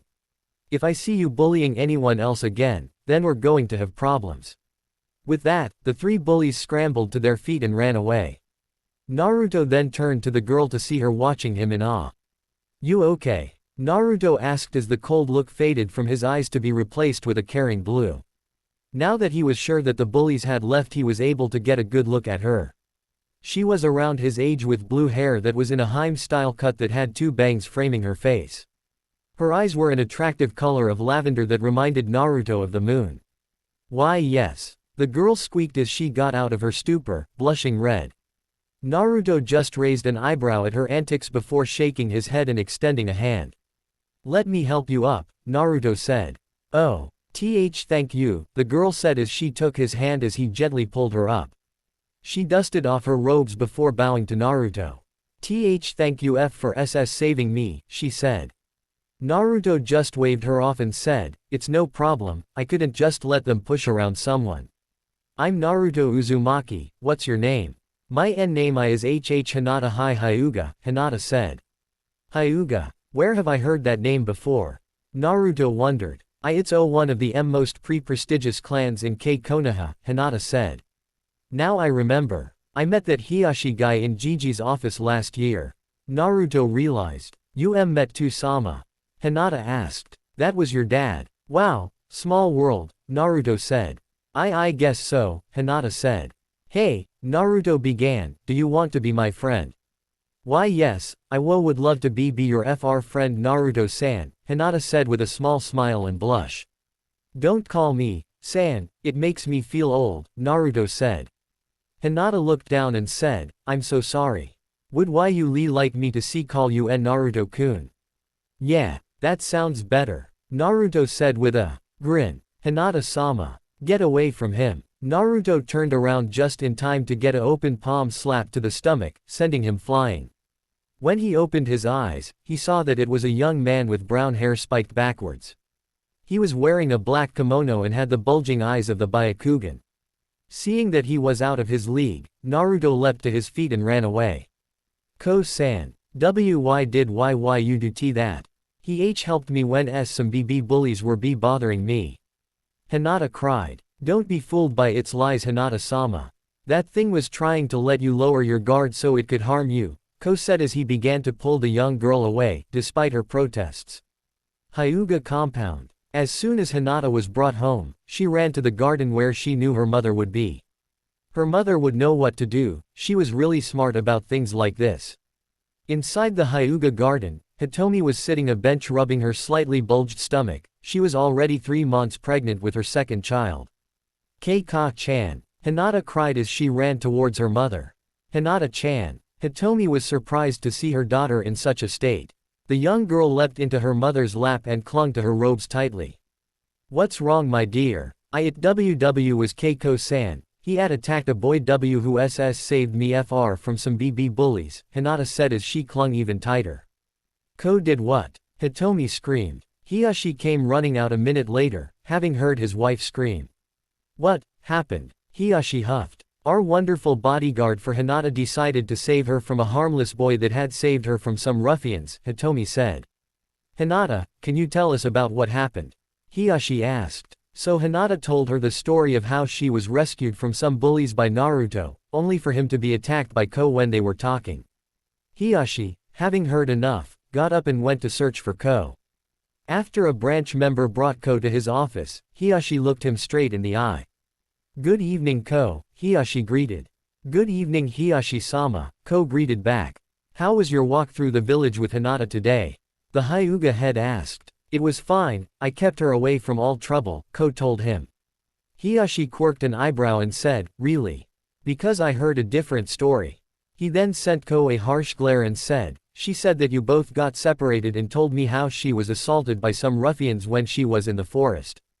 And I defended her from the threat," Ko said. "Did you now?" Hiashi asked in a sarcastic tone. She told me that she was rescued from 3 boys 2 years older than her by a young boy. A young boy that you assaulted without warning. There wasn't a group there, just a boy that was harassing her, Ko said, spitting out the word boy, like it was a poison. Hiashi just sent him a glare and said, so I should just disregard what my daughter told me and believe you instead, correct? That thing probably made an illusion to try and gain her trust before it, Ko said. Enough. Hiashi yelled, I will not sit here and let you lie to my face. But I am not lying, Hiashi-sama. Ko protested. I have met the Uzumaki boy and have seen that he is a well-mannered boy when he meets his superiors unless they allow him to do otherwise, Hiashi said. I've seen that he has pure intentions for the village, a village that spits on the sacrifice the Yondaime made. Before Ko could say anything, Hiashi said to him, tomorrow you will accompany me, my wife, and Hinata to Uzumaki-san's apartment, where you will apologize for your behavior against him. Maybe if you spend some time with him you will see how wrong the village is when they speak about him. With that, Hiashi dismissed Ko. The younger Hyuuga could only walk out of his office in mild shock. He was going to spend tomorrow with that thing. Tomorrow Naruto's apartment. Naruto sat at his table as he finished making his breakfast. A bowl of ninja flakes and a nice cold glass of fresh milk that Hisanto bought from the store. He was too lazy to change into his regular clothes right away, so he just sat there in his pajamas. I wonder if I'll see that Hinata girl again, Naruto thought as he ate another spoonful of cereal. He was shaken out of his thoughts by the sound of someone knocking at the door, making him narrow his eyes in suspicion. Only 3 people knew where he lived. The Hokage, Tsunade, and her apprentice Shizune, and they never visited him in the morning. So he slowly crept towards the door and had his threads out and formed them into a blade. Who is it? Naruto asked. He wanted to make sure if it was someone he knew. Naruto-kun. It's me, Hinata, he heard. Naruto took a small peek outside through his door and saw that it was indeed the Hyuuga girl from yesterday. But behind her were 3 people. He recognized Hiashi and the Hyuuga that he had the pleasure of meeting yesterday, but he didn't know who the woman was. Naruto thought that it was Hinata's mother since she had the same hair color as the girl. Give me a minute. Naruto called out as he rushed back towards his room and changed his clothes in record time. After adjusting his trenchcoat, he went back to the front and opened the door. Oh, hello again Hinata-chan, Hiashi-sama, Hyuuga-tem, ma'am, Naruto greeted with a smile. Ko was fuming at his new title, but it appeared that nobody else was bothered by it. You deserve it, Hitomi thought while grinning internally. Come on in, I was just about to have breakfast, Naruto said as he walked back inside, his guests following him in, though Ko was a bit reluctant, until Hiashi sent him a look. Do you guys want anything? All I've got is ninja flakes and ramen, Naruto asked as he walked towards his refrigerator. No thank you Naruto-san, we've already had breakfast, Hitomi said. Oh, okay, Naruto said as he turned around and sat in his chair. So why did you come over? I mean, I'm not the type of person to get so many visitors, especially in the morning. Ko here has something that he would like to say to you, Hiashi said as he gave Ko a look that said, be nice or we'll have problems. Ko took a deep breath, he couldn't believe that he was going to do this. I am sorry for attacking you yesterday Uzumaki-san, I thought that you were attacking Hinata-sama, not helping her. Naruto shook his head and said, it's fine, you were just doing your job like I was when I saw her being bothered by those jerks. And what would your job be? Hitomi asked. If I'm gonna be Hokage one day, I have to make sure that there's no more bullying. It's not a nice thing to do, Datbeo. Naruto said. Why you want to be Hokage? Hinata asked. Yeah, the Hokage is the strongest person in the village, so that's a place for me, Naruto told her. Hiashi was indeed thought for a moment before suggesting, Hinata, why don't you and Naruto go and walk through the village for the day? Are really to-sama? Hinata asked, shocked that he would allow this. Hiashi nodded and said, you should take the time to get to know your new friend. Thank you to-sama. Hinata stammered out as she went to the front to put her sandals on. Naruto stared at Hiashi for a while before asking, can you lock the door on your way out? Of course, Hiashi said. Okay, Naruto said as he went to put his sandals on. He then rushed back into his room and placed Gamma-chan in his back pocket before he left with Hinata. Ko, Hiashi started, in order for you to Get a better understanding of Naruto, you will tail them and will not interfere with anything unless they are being harmed by civilians or drunken shinobi. Ko looked appalled for a moment before nodding and rushing after the two children. Are you sure that's a good idea, Hiyashi-kun? Hitomi asked. It's the best one I can think of at the moment, Hiyashi said. Training Ground 27. Naruto had led the Hyuuga heiress towards his personal training grounds. Ko had followed them and was wondering what Naruto was up to. Naruto-kun, why are we here? Hinata asked. This is my personal training grounds, Naruto stated as he waved his arms out. Why we're here is because I want to show you something. What is it? Hinata asked. Can you keep it a secret? Naruto asked. Why yes, ICC can, Hinata said. I'm gonna show you my special jutsu, it's something that I got after I was born, Naruto explained. What kind of jutsu? Hinata asked. A kinjutsu. Naruto then went and told her the same story the Sandaime told him when he first discovered the Jiongu. By the time he was finished, Hinata was at tears and hugged him saying that nobody had to go through that. Can I see it? Hinata asked. Sure. Naruto replied as he pulled back the sleeve of his right arm and revealed his detachable limb. He then pulled off his forearm and Hinata watched in amazement as the crimson threads came out and stowed connected to the limb. Hinata then reached out and took a small amount of threads into her hands. It's so soft, like silk, Hinata said in amazement as she continued to observe the material. She then began to giggle as a stray thread danced past her ear, lightly grazing it. What's up? Naruto asked as he heard her giggle. Hinata blushed for a moment before saying, nothing, it just tickled me little. Naruto then had a playful grin on his face as he thought of something fun to do. So you're ticklish, huh?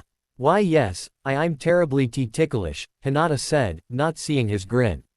Why do you ask?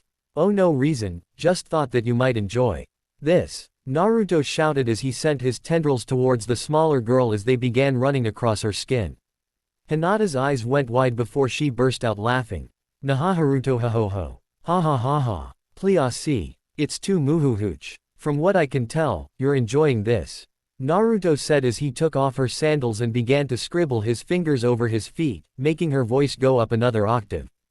Ahahahaha. Pleahahahahasee stahahahap. Ikahahantahahake at anymohohore. Hinata laughed as she flailed her arms and legs in an attempt to get free. Thinking that she had enough, Naruto let her go and retracted his tendrils. Hinata laid there on the floor taking deep breaths, her face flushed a bright pink. So, did you have fun? Naruto asked. Fun? Hinata asked. Yeah, you looked like you needed to smile a bit more, so I discovered the perfect way to get you to do so, Naruto said as he gave her a fox-like grin. Hinata looked at him before giving him a small smile. Why yes, I had little fun. Naruto grinned and said, good, because I have another part of my Jiongu that I want to show you. What is it? Hinata asked. Naruto said nothing as he undid the belt that was tied around his trenchcoat and shrugged it off, revealing the mask that was stitched to his back. Hinata put her hands to her mouth and gasped in shock. Don't worry, this is part of it. Naruto then explained to her how he was able to use the hearts to make creatures to assist him in battle. Let me show you. Naruto then put his hands in the Tora seal and said, Jiongu, activate. The part on his back with the mask began to pulse before the stitching came undone and the mask leapt off with a mass of crimson tendrils attached to it. Once it hit the ground it took the shape of a nine-tailed fox. That's amazing, Hinata said as she watched the fox stand there. Yeah, I can also make it use any fire jutsu I know, Naruto said. Why only fire jutsu? Hinata asked. Because that's the elemental affinity this heart has, Naruto told her. Naruto then looked at the sky and saw that was around noon. That meant that it was lunchtime. Of course, it also didn't help that his stomach decided to voice its own opinion, making a large growling noise. Naruto blushed in embarrassment as Hinata giggled at him. Does someone want to laugh some more?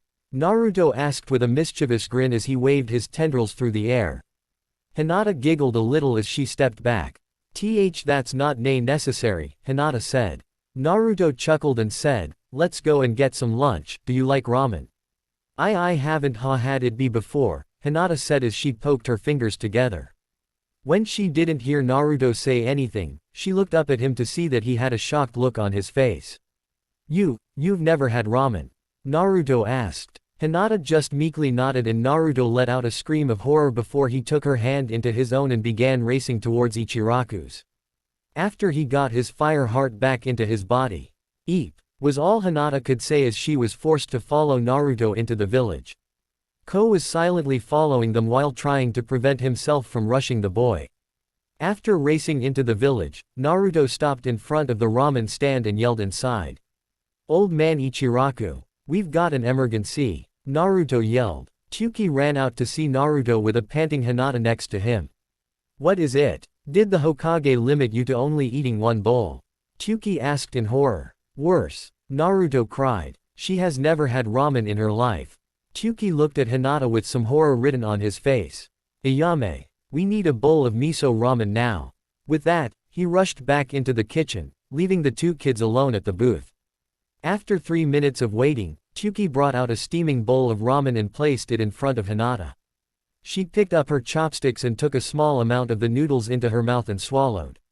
Her eyes lit up and she began to eat more of them at a faster pace. This is delicious. Hinata exclaimed softly. Naruto let out a sigh of relief and said, thank Kami, you were suffering from a severe case of ramen deprivation. I don't think that's a real thing, Hinata said.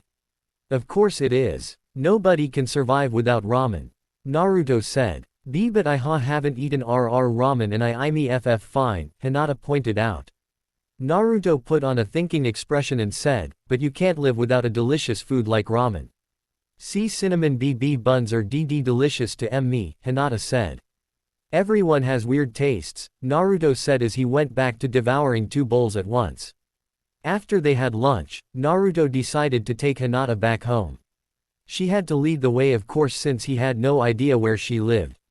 Upon reaching the Hyuuga compound, the guards kept an eye on Naruto while he and Hinata said goodbye. Hey Hinata, Naruto began, are you going to join the academy next year? Why yes, I'm going to train to become a ninja, the young Hyuuga said. Great, maybe we'll be in the same class, Naruto said. I would like that very much, Hinata said as she poked her fingers together. Well, see you around Hinata. Naruto said. The young Hyuuga walked back into her compound and Naruto walked back to his apartment. Ko leapt down from the trees with a thoughtful expression on his face. He entered Hiyashi's study where the man was waiting for him. I trust that there were no problems. Hiyashi asked. Ko shook his head and said, no Hiyashi-sama. Hinata-sama seemed to enjoy her time with Uzumaki-san. Hiyashi nodded and asked, have you seen how the rumors about Naruto-san aren't true? Yes, I even saw that he has a kinjutsu of his own, Ko said. You must never speak about it until Naruto-san makes it known to others, Hiyashi said. There are people in this village who would do anything to get their hands on him if they knew. I understand Hiyashi-sama, Ko said. Konoha 5 months later. A 6-year-old Naruto jumped out of bed earlier than usual with a big smile on his face. And why wouldn't he? Today was the day he starts attending the academy. A place where he could meet people his age, hopefully they wouldn't glare at him like all the adults would. While he was still friends with Hinata, he wanted to make more friends and expand his social life. Naruto inhaled his breakfast and put on his clothes in record time. He made extra sure that his trenchcoat would hide all his stitches so nobody would ask questions. Before he walked out the door, he remembered the conversation he had with the Hokage last week. Flashback Sandame's office. You wanted to see me Gigi? Naruto asked as he sat down in the chair across from Hiruzen. Yes Naruto-kun, Hiruzen confirmed. You're starting the academy next week, right? Yeah, and I'm gonna be the best ninja there. Naruto proclaimed. Hiruzen sighed and said, that's exactly what I wanted to talk to you about. What's up? Naruto asked. I don't want you to be the best ninja in the academy, Hiruzen bluntly said. As predicted, Naruto exploded. What? Why shouldn't I be the best? I want everyone to know how awesome I really am. Hiruzen sighed and told him, that's the thing, if everyone knew how tough you really were, then you wouldn't be a real ninja. Naruto was surprised. What are you talking about? A real ninja hides his skills from his enemies, here is an explained. A real ninja is deceptive and sneaky, always hiding in the shadows while hunting his prey. If you were to show everyone your abilities, then they might find ways to counter it. Naruto thought it over for a moment before saying, so you want me to be weak so people will underestimate me. Hiruzen shook his head and said, I didn't say that you should be the weak one. You should just be an average student. That way you won't be weak, and you won't attract attention to yourself. Okay Gigi. I'll make you proud, Naruto said as he got up and left the room. Besides, if you showed everyone your abilities, I wouldn't be able to protect you. Not until you become a ninja, Hiruzen thought as he lit his pipe for a smoke. Flashback end. Naruto shook his head and got back to reality as he looked at the clock. He saw that he had a little over an hour to get there. So he tightened the belt on his trenchcoat and grabbed his aviator goggles. They were a gift from Hinata as a thank you for saving her from the bullies all those months ago. After locking his front door, Naruto jumped down his stairs and leapt into the street before running towards the academy. As he ran, he could see the glares and looks of disgust on the civilians' faces. He just shrugged them off and continued running. After a half hour of running through the streets, Naruto arrived at the main gate of the academy. He looked up in awe of the large building, the place where he would learn to become a shinobi. He could feel his threads reacting to his excitement with all their wiggling. He calmed down and walked into the building, but couldn't keep the grin off of his face. Naruto walked to the front desk where a young woman was reading a magazine. Hi, can you tell me where the classroom for the new students is? Naruto asked. Down the hall and to your left, it's room 15, the woman said without looking up from her magazine. Naruto said thanks and jogged down the hallways. He arrived at the room and opened the door before walking inside. The room was fairly simple. There was a teacher's desk in the front, a blackboard behind it. The desks were arranged in a rising position where the teacher could see all the students. There were children his age inside the room already sitting down and chatting with each other. 8 of them stood out to him however. 3 girls and 5 boys. The first boy was sitting towards the back of the was wearing a gray coat with a color that hid everything under the black shades he wore. He had spiky brown hair like his own. Naruto thought he spied a small beetle crawling across his hand, but shook it off. The next boy was a round boy with a bag of chips in his hands. He was wearing a green jacket with spiral markings on his cheeks. He had spiky brown hair on his head. The third boy was sleeping on his desk. As far as Naruto could see, he had his hair styled like a pineapple. He was wearing a gray shirt with a clan marking on it. Naruto thought that he was just tired from not getting enough sleep. After all, Naruto woke up every 3 hours because of his excitement last night. The fourth boy was wearing a gray hoodie with the hood down, revealing his shaggy brown hair. He had slitted pupils and red fang-like markings on his cheeks. Sitting on his head was a small white puppy. The final boy was sitting in the corner of the room with a bored expression on his face. He was wearing a blue shirt with a crest on the back of it that looked like a fan. He had hair that was spiked in the appearance of a duck's butt. Naruto had to stifle a laugh as he thought about that. Finally he looked at the girls that stood out. The first one was a pink-haired girl with a red bow in her hair. She was wearing a red shirt and black shorts and was staring dreamily at the boy with the duck butt hair. The second girl was on with platinum blonde hair. She was wearing a light purple shirt and pants that reached her knees and had a green clip in her hair. Naruto caught her staring at the girl with pink hair with a sign of depression before she turned back and staring at the same boy, but not as longingly as the first girl. The third girl was someone Naruto instantly recognized. It was Hinata. Naruto smiled as he jumped up the steps to his friend. Seeing that she was spaced out, Naruto poked her in the side to get her attention. Hinata was thinking about whether or not Naruto would be in her class. She hoped that he would. He was her only friend that was her own age after all. She was jolted out of her thoughts by a poke to her side. She practically jumped out of her seat while biting her lip to hold in her bubbling giggles. She turned her head and saw the person she was thinking about. Naruto-kun. Hinata softly cried. Hi Hinata-chan. Naruto greeted. He then sat down in the chair next to her while giving her a large grin. Are you excited about being here? Naruto asked. I'm a little nervous about this, Hinata admitted. Don't worry about it. You're gonna do great, Naruto told her. Hinata blushed at the praise and just played with her fingers. It was then that the classroom door opened and two shinobi stepped inside. They were wearing a Chunin's uniform and were carrying boxes full of books. One had his brown hair in a pineapple style with a scar across the bridge of his nose. The other one just had silvery blue hair that fell to his shoulders. Hello everyone, the one with the scar said as he set the boxes on the desk and faced the class. My name is Iruka Yumino, one of your instructor for your classes at the academy, Iruka said. I'm Mizuki Tsuji, another one of your instructors, the other man said. Now before we start with getting you all settled in for your classes, why don't we all introduce ourselves? I'll call you in alphabetical order and you'll come to the front and tell us your name, likes, dislikes, hobbies, and dreams for the future, Iruka explained. First up, Shino Aburame. The boy with the large coat walked to the front of the room and faced everyone. My name is Shino Aburame. I like most types of insects. I dislike people who kill insects for no reason. I like to collect and observe different types of insects. My goal for the future is to one day become the Aburame clan head. Thank you Shino, the Aburame heir walked back to his desk quietly. Next up, Choji Akamichi. The round boy walked up to the front of the room after he left his bag of chips on his desk and faced everyone with a nervous grin on his face. Hi, I'm Choji Akamichi. I like to eat different foods, and my friend Shikamaru. I dislike people who discriminate the Akamichi clan because of how we maintain our jutsu, and people who make fun of me for being big-boned. My hobbies are relaxing with Shikamaru and testing my Ka-chan's cooking. My dreams are to become the next head of the Akamichi clan.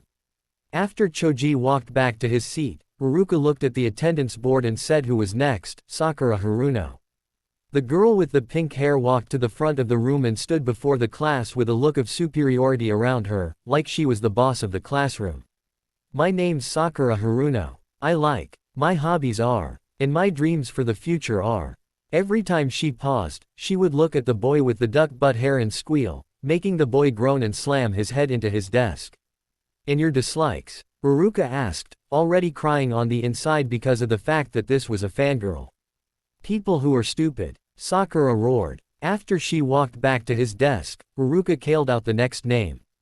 Hinata Hyuuga. After some words of encouragement from Naruto, Hinata walked to the front of the room and faced the class. Hello, I'm Hinata Hyuuga. I like SW sweet foods, and SS spending time with my friend and Naruto. I dislike people who look down on others and seafood. My hobbies are flat flower pressing and GG gardening. My reams for the FF future is to see change the W way of the Hyuuga C clan. After walking back to her seat quickly, the next name was called up. Kiba Inuzuka. The boy with the dog raced down to the front and faced everyone with a feral grin. I'm Inuzuka, and this is Akamaru. I like spending time with the dogs at my clan compound and my buddy here. I dislike cats and people who hate dogs. My hobbies are playing with Akamaru and training. My dream for the future is to become one of the best ninja in the village. Shikamaru Nara. When nobody came up, Iruka looked around the room until he saw the sleeping boy. Shikamaru Nara. Iruka yelled. He was about to yell again when he saw Choji raise his hand to stop him. Choji then turned to Shikamaru and said, Shikamaru, your mother's here. As fast as lightning, Shikamaru jumped out of his seat while looking around fearfully. When he didn't see his mother, he looked at Choji with a bored expression. Choji, that was cruel and heartless, Shikamaru told him. Now that you're awake, maybe you would like to introduce yourself to the class. Iruka asked with a look on his face that just dared him to say no. Troublesome, Shikamaru muttered as he trudged to the front. I'm Shikamaru Nara. I like relaxing and playing shogi. I dislike troublesome things like extra work. My hobbies are cloud watching and resting. I don't really have a goal for the future, it's too troublesome to think of one. Most of the class snickered at his introduction while Iruka and Mizuki just sighed. They already knew to expect this from a Nara, but it was worse than they thought. Iruka just shook his head and called out the next student. Sasuke Uchiha. The boy with the duck butt hair walked to the front of the classroom and looked at them with an air of superiority around him. My name is Sasuke Uchiha, a member of the great Uchiha clan. I like my family and onigiri. I dislike those who are weak and pathetic. My hobbies are training to get stronger. My goal is to one day surpass my brother Itachi. Ruruka nodded as he watched Sasuke walk back to his seat. He looked down at the sheet and bit back a groan when he saw the next name. He considered skipping over it but decided that it wasn't worth the trouble. Naruto Uzumaki. Neither Naruto or Hinata missed the small hint of disgust when Ruruka called him out. After being Naruto's friend, Hinata was able to see all the looks of hatred and disgust that were thrown Naruto's way. She asked him why they did that, but Naruto truthfully told her that he doesn't know. The young Uzumaki jumped to the front of the room and faced the class with a big fox-like grin. My name's Naruto Uzumaki, Datbayo. I like ramen and spending time with my friend Hinata-chan. I dislike mean people and those who think they're better than others. My hobbies are training and hanging out with Hinata-chan.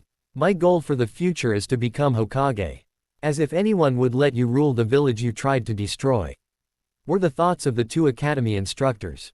Once he was back in his seat, Ruruka called up the last name of the list.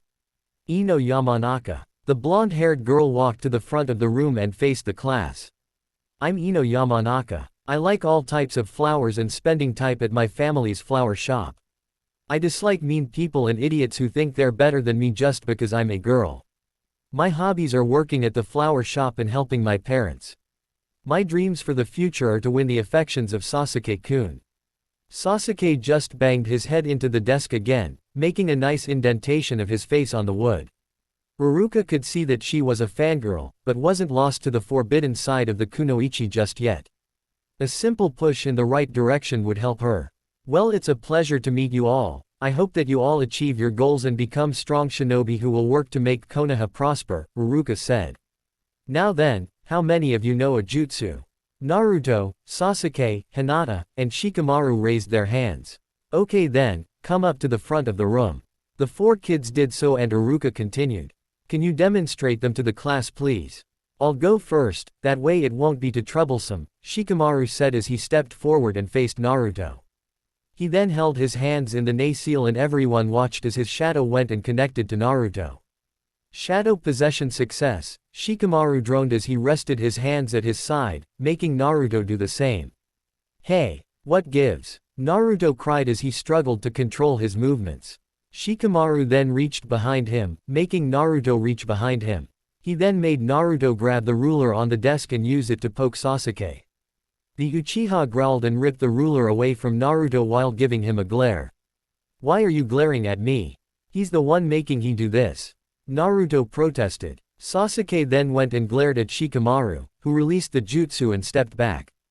Troublesome, I would have made him poke Hinata, but then she would have gotten mad at me, and an angry woman is more troublesome than you being angry, Shikamaru explained. Okay, enough with that, now let's get on to seeing what the others have to show, Ruruka interjected. I suggest that we go outside for my jutsu, it's big, Sasuke told him. Ruruka nodded and said to the class, we're going outside to view the rest of the jutsu. The class cheered as they stampeded out the door, leaving behind a large dust cloud. After clearing away the dust, Ruruka and Mizuki saw that Naruto and Hinata were still inside. Naruto was patting Hinata's back since some of the dust got into her mouth. When she was done coughing, the two raced outside with the rest of the class. Ruruka and Mizuki just performed a shunshin to get there. Okay Sasuke, perform your jutsu, Ruruka said once he was sure that everyone was outside. Sasuke nodded and performed several hand seals before taking in a deep breath and declaring, Kaden, great fireball jutsu. A large fireball shot out of Sasuke's mouth and went into the sky where it evaporated into the clouds. Impressive Sasuke, Ruruka said as he and most of the class cheered. The ones who didn't cheer were Shino, Bekasu it roasted a few insects in the sky, Shikamaru, because it was too troublesome, Hinata, because Hyugas don't like Uchihas, and Naruto, because he didn't feel like it. Alright, Naruto, how about you go next? Ruruka suggested. Yosh, it's my turn. Naruto cheered as he ran to the front of the class and faced a row of practice targets. He made the correct hand seals and took in a deep breath before crying, Kaden, fire bullet jutsu. Several fist-sized fireballs flew out of his mouth and impacted against the targets, burning them to pieces. Don't use our equipment as firewood you blockhead. Ruruka yelled as he whacked Naruto on the head with his clipboard. Naruto held his head in slight pain as the tendrils in his body wiggled around in anger. "Now Hinata, let's see what you can do," Ruruka said as he and the class faced the shy girl. She took a deep breath before walking to the front of the class and made a chain of hand seals.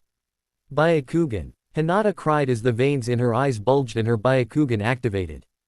"Good. You can already activate your Dujutsu," Ruruka said as he made a mark on his clipboard. I can also perform the E8 trigrams, E8 palms," Hinata said. "Is that so? Use Naruto as an example of what it can do. Consider this punishment for ruining academy equipment," Mizuki said. Surprisingly, neither child had any argument about this. "Don't worry about it, Hinata. Just relax and you'll do fine," Naruto reassured her when he saw her apologetic look. Hinata took a deep breath and slipped into the Juken.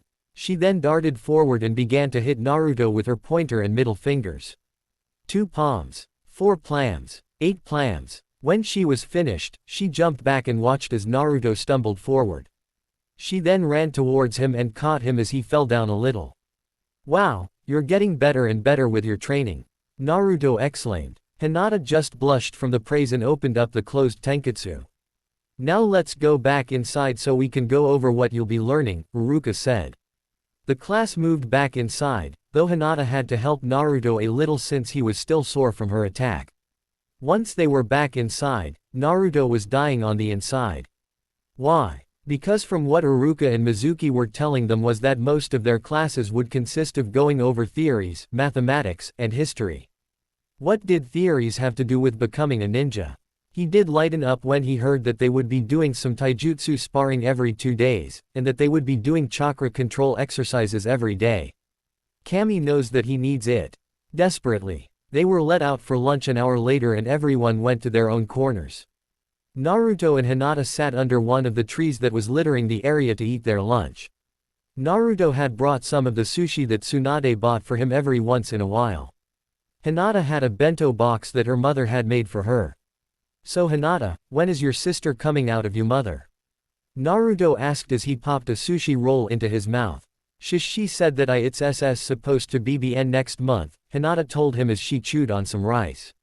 "I wonder what it's like to have a little sister," Naruto said as he looked at the sky. "Maybe Hanabi will treat why you like one if you come over often," Hinata suggested.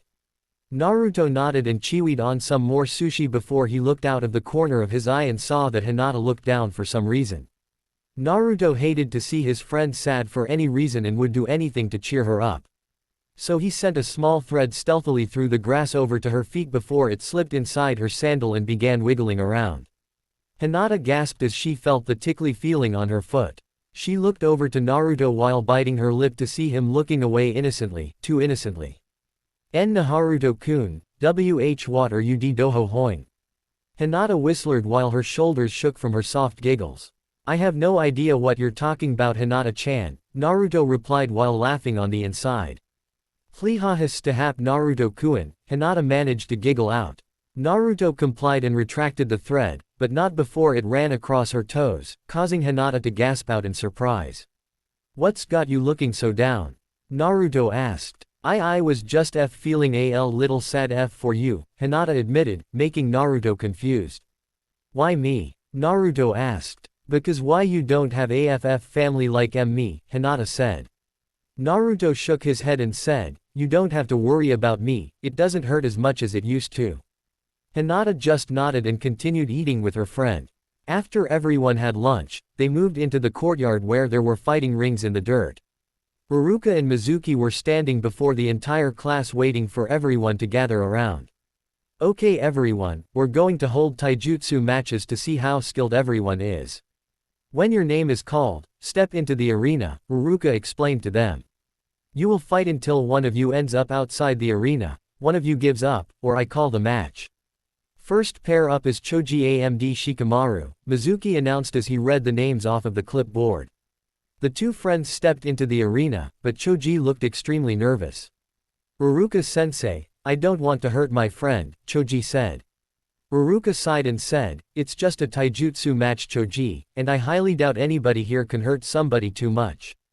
Naruto just grinned on the inside, too bad nobody knew about his abilities. Shikamaru sighed and said, I forfeit, it would be too troublesome to fight anyway. Iruka sighed and gave the win to Choji. Mizuki just put some marks on his board and called out the next pair. Kiba and Renji. Kiba jumped into the field after he left Akamaru underneath a shady tree. His opponent was a civilian who had a smug look on his face. Didn't want you weak little puppy getting hurt. Renji sneered. Kiba just growled and glared at him. Iruka, not wanting to see an angry Inuzuka get angrier, just started the match. Kiba leapt forward and dealt a punch to Renji's chest and sent him flying. He landed just short of the ring and leapt to his feet with a snarl. Renji ran towards Kiba and sent a sloppy punch at him. Kiba just scoffed at the attack and knocked the punch away before he tripped him and held a fist to Renji's face. Forfeit. Kiba growled. I give up. Renji cried as he looked at Kiba with fear. Winner, Kiba, Iruka declared. The Inuzuka got off of the civilian and walked back to where he left Akamaru and put him back on his head. Iruka then decided to call out the next set of fighters. Sasuke and Naruto. Many of the female portion of the class cheered when they heard the Sasuke's name was called. Naruto walked into the after getting a good luck from Hinata, the only female that didn't cheer for Sasuke. Are you two ready? Iruka asked. Let's get started already. Naruto shouted as he settled into his stance. His knees were bent, the right side of his body was facing Sasuke, and his right arm was positioned in a horizontal angle across from his chest. His left arm was set in the same position, but it was behind his back. HN, was all that Sasuke said as he slipped into the Uchiha's interceptor fist. Begin. Iruka began the fight and stepped back, waiting to see what would happen. Neither of the two boys moved, each one was waiting for the other to start first. Well, what are you waiting for? Sasuke asked. Naruto smirked and said, I'm not gonna make the first move, that would be stupid unless you are absolutely sure that you're going to win. Then I guess I'll start us off, Sasuke said as he darted forward and aimed a punch at Naruto's chest. The blonde boy ducked under Sasuke's outstretched arm and hit Sasuke under his arm, knocking him off balance before Naruto shoved him backwards with a good shoulder to the stomach. Had enough? Naruto asked as he watched Sasuke get his bearings. Naruto was crying on the inside because his poor ears were being assaulted by the loud protests of Sasuke's fangirls. Grr, take this. Sasuke roared as he darted forward and tried to deliver one powerful punch after another. Naruto was able to block most of them, but a couple were able to hit him on his shoulders, and one grazed his cheek. The Uzumaki then fell backwards and used his feet to kick Sasuke in the chest, making him back off for a moment. Naruto took the time to massage his right shoulder while Sasuke was planning his next move. The two of them then darted towards each other again. Wow, they're really going at it. Kiba exclaimed. Yeah, what do you think about this Shikamaru? Choji asked as he ate his chips. Troublesome, I can see that they're really skilled fighters, Shikamaru said.